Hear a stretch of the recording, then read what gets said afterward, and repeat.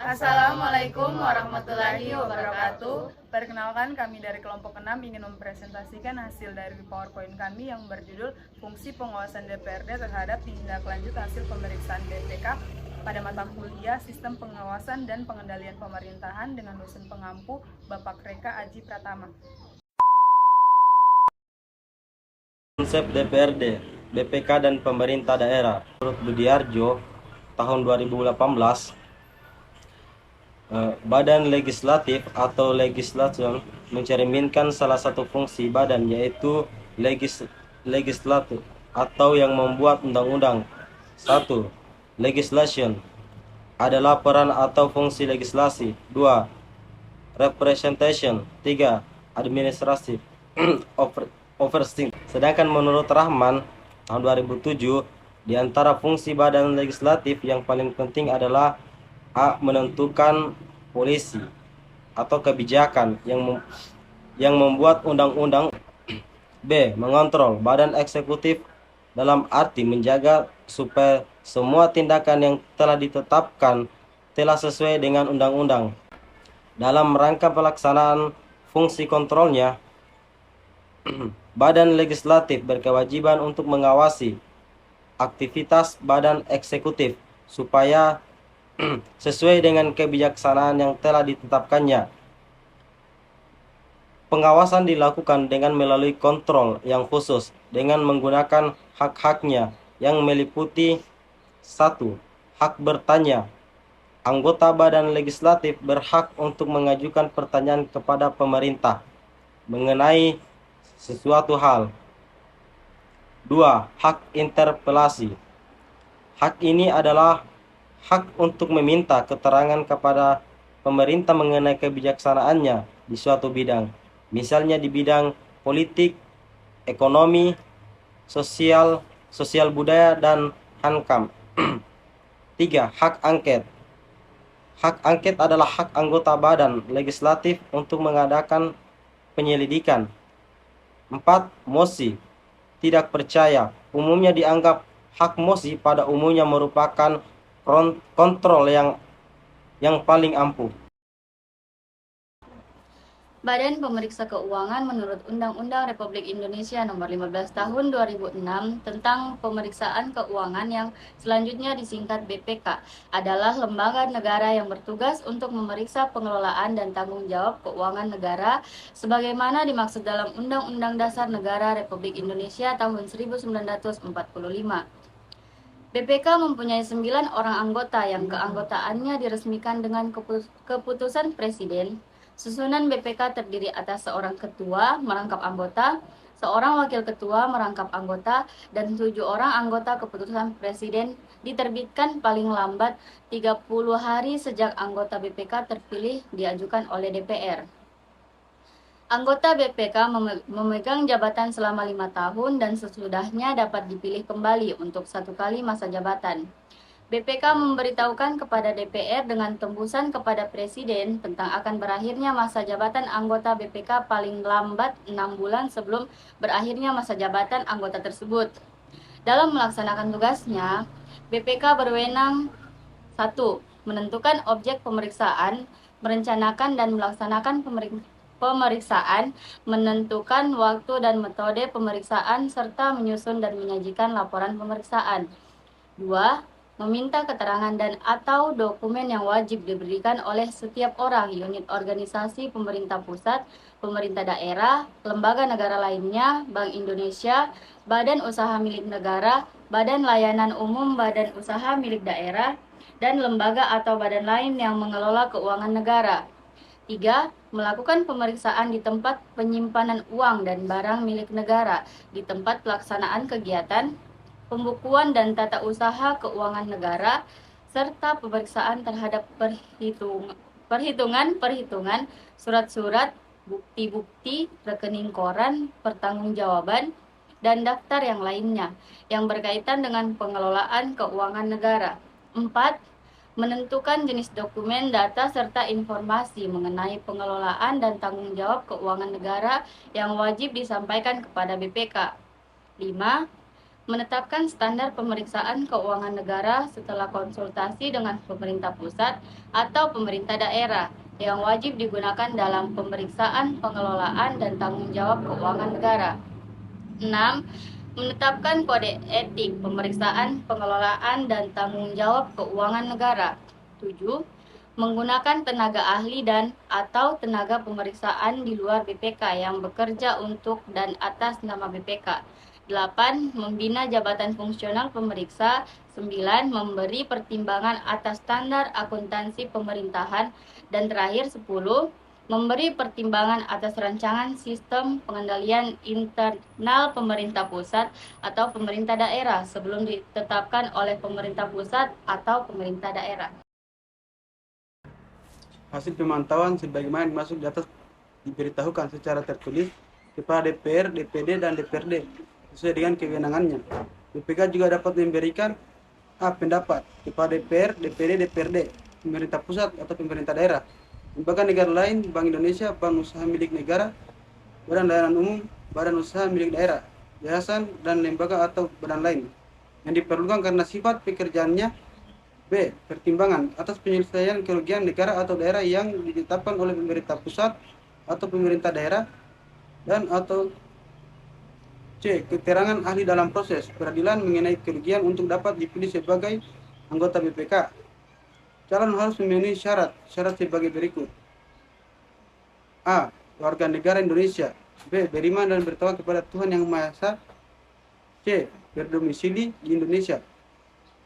D. Memiliki integritas moral dan kejujuran.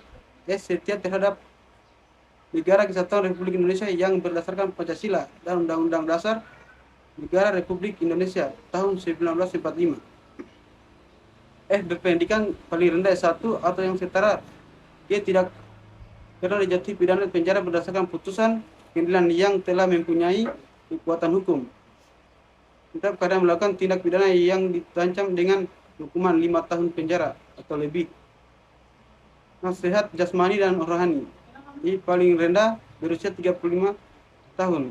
Di paling singkat telah 2 tahun meninggalkan jabatan sebagai pejabat di lingkungan pengelola keuangan negara. Tidak sedang dinyatakan pelit berdasarkan putusan pengadilan yang telah mempunyai kekuatan hukum. Ketentuan lebih lanjut mengenai tata cara pemilihan ketua dan wakil ketua serta pembagian tugas dan wewenang ketua, wakil ketua, dan anggota BPK diatur dengan peraturan BPK. Anggota BPK sebelum memangku jabatannya wajib mengucapkan sumpah atau janji menurut agamanya yang dipandu oleh Ketua Mahkamah Agung. Ketua dan wakil ketua BPK terpilih wajib mengucapkan sumpah atau janji menurut agamanya yang dipandu oleh Ketua Mahkamah Agung. Apabila Ketua Mahkamah Agung berhalangan, sumpah atau janji dipandu oleh Wakil Ketua Mahkamah Agung. Dalam hal ini pemberhentian Ketua, Wakil Ketua, atau anggota BPK dapat diberhentikan dengan hormat atau tidak hormat dari keanggotaan BPK. Ketua atau Wakil Ketua dan anggota BPK diberhentikan dengan hormat dari jabatannya dengan keputusan Presiden atas usul BPK karena yang pertama meninggal dunia, yang kedua mengundurkan diri atas permintaan sendiri yang diajukan kepada Ketua atau Wakil BPK, yang ketiga telah berusia 67 tahun, yang keempat telah berakhir masa jabatannya, atau yang kelima sakit rohani atau jasmani secara terus-menerus atau berhalangan yang dibuktikan dengan surat keterangan dokter. Ketua, wakil, dan anggota BPK diberhentikan tidak dengan hormat dari keanggotaannya atas usul BPK karena yang pertama dipidana atau dipenjara berdasarkan keputusan pengadilan yang telah mempunyai kekuatan hukum tetap karena melakukan tindak pidana yang diancam dengan 5 tahun penjara atau lebih. Yang kedua melanggar kode etik BPK. Yang ketiga tidak melaksanakan tugas dan kewajiban selama 1 bulan berturut-turut tanpa alasan yang sah. Yang keempat melanggar sumpah atau janji jabatan. Yang kelima melanggar sebagaimana yang telah diatur. Yang keenam tidak lagi memenuhi syarat sebagai anggota BPK. Kemudian tidak dengan hormat pada huruf B, C, D, E, F di atas dilakukan setelah yang bersangkutan diberi kesempatan untuk membela diri di hadapan Majelis Kehormatan Kode Etik BPK. Ketua, Wakil Ketua, dan atau anggota BPK diberhentikan sementara dari jabatannya oleh BPK melalui rapat pleno apabila ditetapkan sebagai tersangka dalam tindak pidana yang diancam dengan pidana penjara 5 tahun atau lebih. Ketua, Wakil Ketua, dan atau anggota BPK yang terbukti tidak melakukan tindak pidana berhak mendapatkan rehabilitasi dan diangkat kembali menjadi Ketua, Wakil Ketua, atau anggota BPK. Pemberhentian Ketua, Wakil Ketua, dan atau anggota BPK sebagaimana dimaksud diresmikan dengan keputusan Presiden atas usul BPK atau DPR. Apabila anggota BPK diberhentikan baik dengan hormat maupun tidak hormat, diadakan pengangkatan penggantian antar waktu anggota BPK sesuai dengan syarat-syarat dan tata cara pemilihan sebagaimana yang telah diuraikan di atas dan diresmikan dengan keputusan Presiden serta dilakukan dalam waktu paling lambat 6 bulan terhitung sejak tanggal pemberhentian anggota BPK. Sebelum memangku jabatannya, anggota BPK yang diangkat mengucapkan sumpah atau janji yang pengucapannya dipandu oleh Ketua atau Wakil Ketua BPK dengan bunyi sumpah atau janji. Anggota BPK pengganti melanjutkan sisa masa jabatan anggota BPK yang digantikannya. Penggantian anggota BPK antar waktu tidak dilakukan apabila sisa masa jabatan anggota yang diganti kurang dari 6 bulan dari masa jabatan. Dalam Undang-Undang Nomor 15 Tahun 2006 tentang Badan Pemeriksa Keuangan dikatakan bahwa anggota BPK dilarang memperlambat atau tidak melaporkan hasil pemeriksaan yang mengandung unsur pidana kepada instansi yang berwenang, mempergunakan keterangan bahan, data, informasi, atau dokumen lain yang diperoleh pada waktu melaksanakan tugas yang melampaui batas kewenangannya kecuali untuk kepentingan penyidikan yang terkait dengan dugaan adanya tindak pidana secara langsung maupun tidak secara langsung menjadi pemilik seluruh, sebagian, atau penjamin badan usaha yang melakukan usaha dengan tujuan untuk mendapatkan laba atau keuntungan atas beban keuangan negara, merangkap jabatan dalam lingkungan lembaga negara yang lain dan badan lain yang mengelola keuangan negara, swasta nasional atau asing, dan atau menjadi anggota partai politik. Pemerintahan daerah. Menurut Undang-Undang Republik Indonesia Nomor 23 Tahun 2014 tentang Pemerintahan Daerah adalah penyelenggaraan urusan pemerintahan oleh pemerintah daerah dan Dewan Perwakilan Rakyat Daerah. Menurut asas otonomi dan tugas pembantuan, dengan prinsip otonomi seluas-luasnya dalam sistem dan prinsip negara kesatuan Republik Indonesia, sebagaimana dimaksud dalam Undang-Undang Dasar Negara Republik Indonesia tahun 1945. Sedangkan pemerintah daerah adalah kepala daerah sebagai unsur penyelenggara pemerintahan daerah yang memimpin pelaksanaan urusan pemerintahan yang menjadi kewenangan daerah otonom.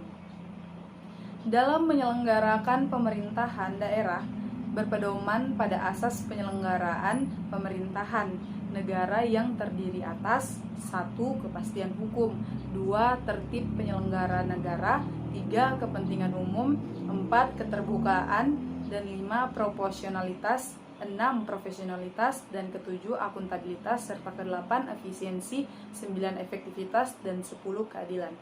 Tindak lanjut laporan hasil pemeriksaan BPK oleh DPRD menerima laporan hasil pemeriksaan BPK meliputi 1. Laporan hasil pemeriksaan keuangan, 2. Laporan hasil pemeriksaan kinerja, dan 3. Laporan hasil pemeriksaan dengan tujuan tertentu.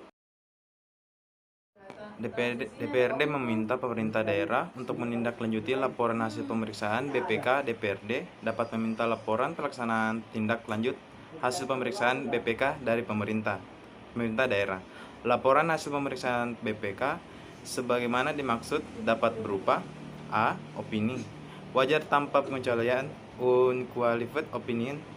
B. Opini wajar dengan pengecualian, qualified opinion. C. Opini tidak wajar adverse opinion, atau D. Pernyataan menolak memberikan opini, disclaimer of opinion.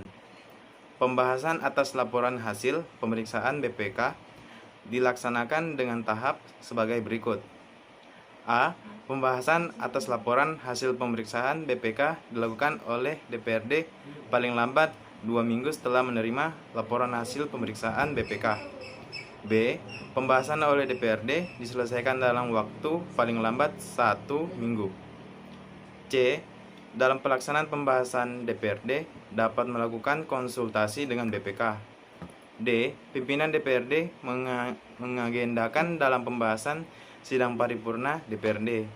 E. Laporan hasil pembahasan sidang paripurna DPRD sebagaimana dimaksud pada poin D di atas dapat berisi usulan. 1.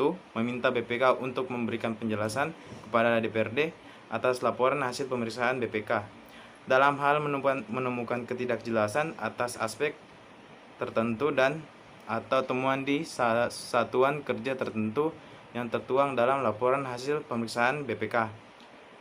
2. Meminta BPK untuk melakukan pemeriksaan lanjut dalam hal menemukan aspek-aspek tertentu dan temuan di satuan kerja tertentu yang tertuang dalam laporan hasil pemeriksaan BPK yang memerlukan pendalaman lebih lanjut.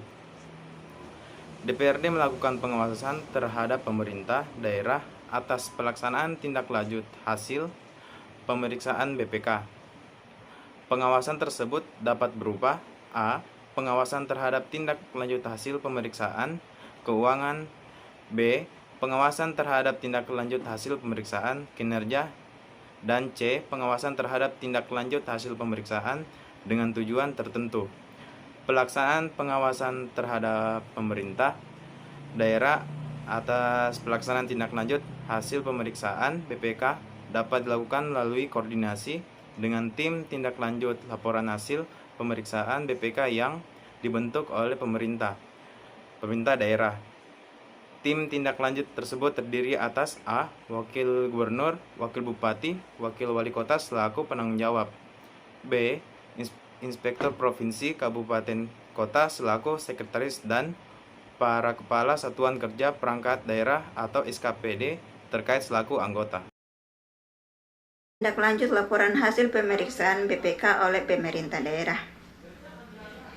Pemerintah daerah menindaklanjuti laporan hasil pemeriksaan yang tidak dimintakan penjelasan dan atau tidak dimintakan pemeriksaan lanjutan oleh DPRD kepada BPK dengan membentuk tim tindak lanjut.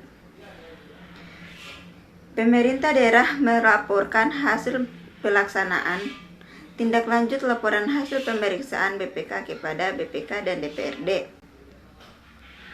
Pemeriksaan kinerja ditunjukkan lebih kepada memperbaiki kelemahan yang ada dan bukan sekedar menemukan kesalahan untuk menentukan siapa pihak yang harus bertanggung jawab atas kesalahan.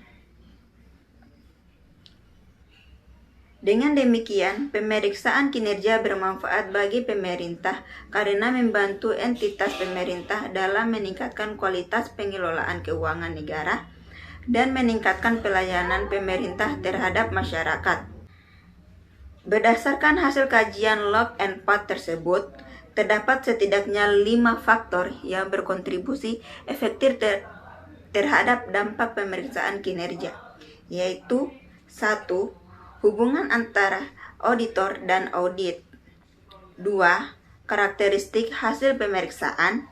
3. Peran pihak ketiga seperti parlemen dan media massa. 4. Budaya evaluasi di internal entitas yang diperiksa. Dan 5. Bersamaan waktu atau koinsidens dengan proyek perubahan di dalam entitas terperiksa.